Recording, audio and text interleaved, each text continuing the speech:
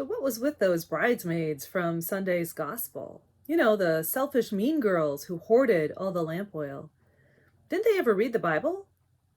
Did they suddenly forget that you're supposed to share? I mean, that is what Jesus preached, isn't it? How could the bridegroom prefer those mean, selfish, evil girls over those innocent, poor girls who just didn't have any oil?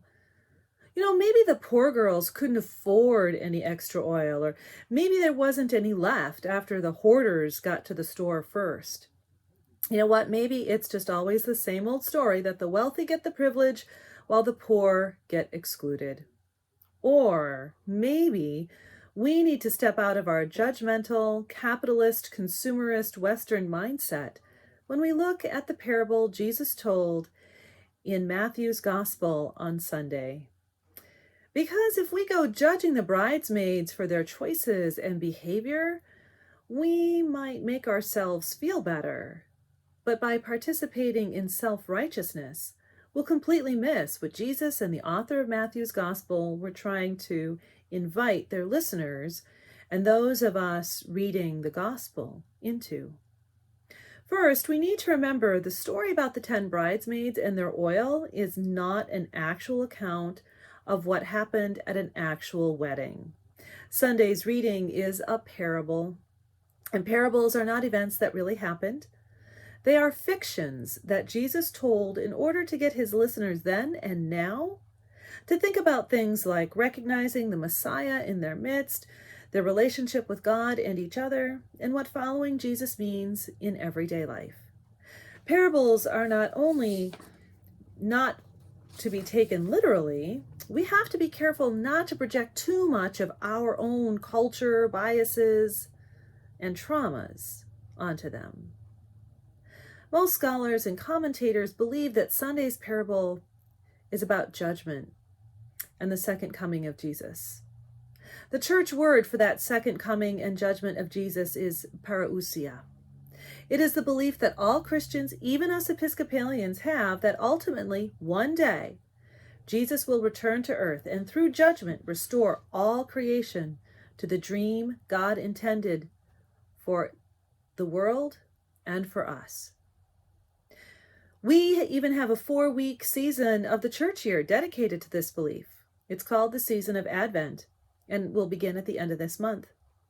Many of our prayers, including those in the Eucharistic prayer, state that Jesus' second coming is part of our core belief, like when we say, Christ has died, Christ is risen, Christ will come again. Different denominations interpret the second coming differently. Some believe it will be traumatic and violent because it will be the embodiment of God's anger and wrath. Others believe it will be uncomfortable because God's justice is God's mercy, which means what God envisions for the world is different than what we do. And so we might be unpleasantly surprised when Jesus flips those power structures we've become accustomed to. For some, especially those of privilege, such judgment might feel like something's been taken away. Some denominations put more emphasis on the second coming than others, but whether it is a belief we emphasize or not, it is part of our core belief as followers of Jesus. One of the distinguishing characteristics of Matthew's Gospel is the author's emphasis on Jesus' second coming, on that parousia. Matthew's Gospel has more references to the parousia than any of the other Gospels. One such is Sunday's parable, which is found only in Matthew's Gospel. Historians can help us understand why this might be when they remind us that at the time Matthew's Gospel was written, there was quite a lot of trauma that the community of Jesus' followers were experiencing. They had been excommunicated from Jewish temple life, which was tremendously painful for them. And on top of that, they were struggling with waiting for Jesus to come again and restore all things to the way they should be. The belief at the time that Jesus was going to return not long after his resurrection and ascension, but as the days turned into weeks, and the weeks turned into months, and the months turned into years with no sign of Jesus, they grew anxious. Waiting can be extremely hard, and it can be hard on people. Some started to doubt Jesus would ever return. Others wondered if they were interpreting Jesus correctly. It was a time of uncertainty. And perhaps we can relate to feeling anxious and uncertain, maybe even heartbroken, when things don't turn out the way we wanted or expected. Those who can relate can probably understand the temptation to go after each other in harsh judgment during times of uncertainty, to blame or accuse, or worse, to dehumanize or demonize each other. But that is not where the author of Matthew or Jesus who told the parable were going. We need to remember this is a parable not only about judgment, but that final judgment. So we need to pay attention not to what we think made 5 bridesmaids wise and the other 5 foolish. We need to focus on who in this parable made the judgment. And it wasn't the bridesmaids who didn't share their oil. They didn't say anything we can interpret as judgment to the bridesmaids without oil. They simply stated they couldn't share. The bridesmaids who didn't have enough oil did not judge the ones who did as being selfish or evil. Instead, they seemed to understand their reasoning. Judgment was not the role for any of the bridesmaids in this parable. The role of the bridesmaids, whether they were wise or foolish, was to let their light shine. They were to light the way for the bridegroom and perhaps for others. This imagery might make us recall other places in Matthew's gospel that were about that role of all who follow Jesus to let their light shine before others so that they may see the good works being done and give glory not to the workers, but to God. In today's parable, there may be something of the same in the imagery of light. Most everyone is familiar with the hymn, "This Little Light of Mine." It's a gospel song that originated sometime between 1925 and 1933. Over the years, it has been adapted to the civil rights marches and to children's church music. It's an uplifting song about letting your light shine no matter the suffering or circumstances you are enduring. And what is that light that song is about? The light is not a resource that can be distributed to others. It is not works of charity or other kinds of good works. It is something only a person can embody. It is their inner being. It is their joy, their connection to and reliance upon God. It's deeper than belief. It's more than faith. It's that culmination of their daily decisions and choices that help them grow and mature in their relationship with God. That's why the bridesmaids with the oil were not able to share with those who asked, because there are some things that can't be shared, even if we want to, like skills or talent or ability. For example, a musician who has been studying, practicing, and performing for many years cannot share their ability to play music with a person who's just starting out. To play at that same or similar level, the new musician will have to study and practice day in and day out for years.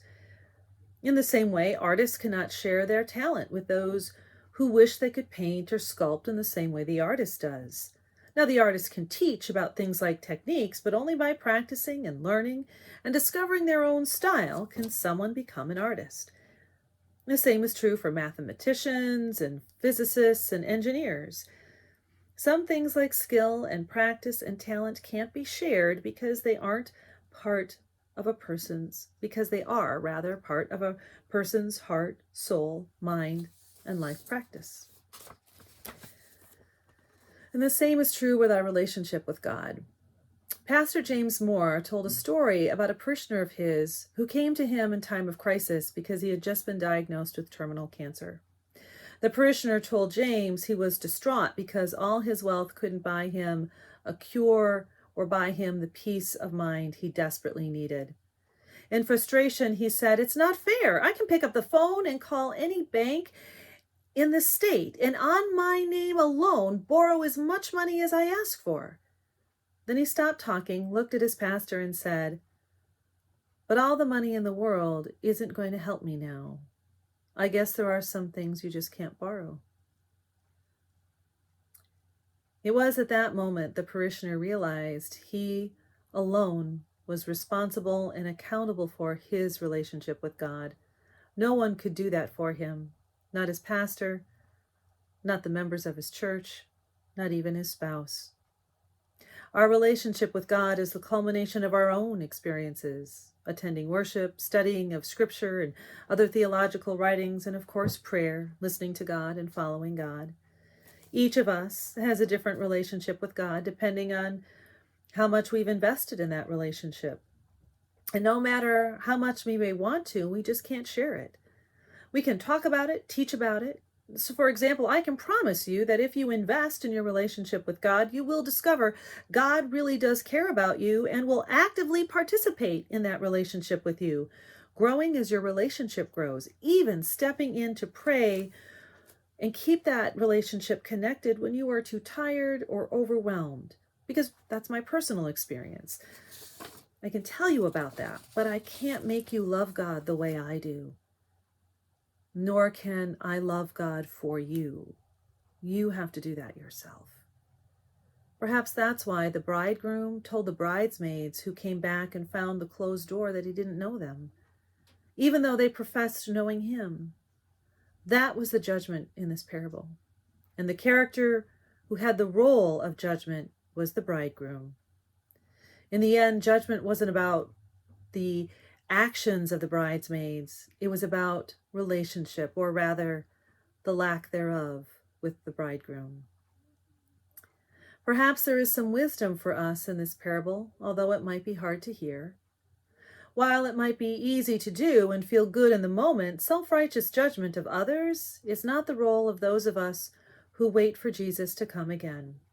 We are a diverse group, to be sure, and whether we feel we are wise or foolish, our role is to let our light, our love for God, God's love for us, our trust in Christ's salvation, our belief that Jesus will return and restore this world to God's dream for it and for us, to let that light shine. This is not work for a season, but a way of life, the culmination of our daily choices and decisions. It is the relationship we will find that gives us peace we need for when a crisis comes, and what helps inspire us to make the adaptations and changes we need to stay true to God's call and ensure we can continue to grow, like the changes we've made to our worship service and ministries during this pandemic. Judgment is not our role.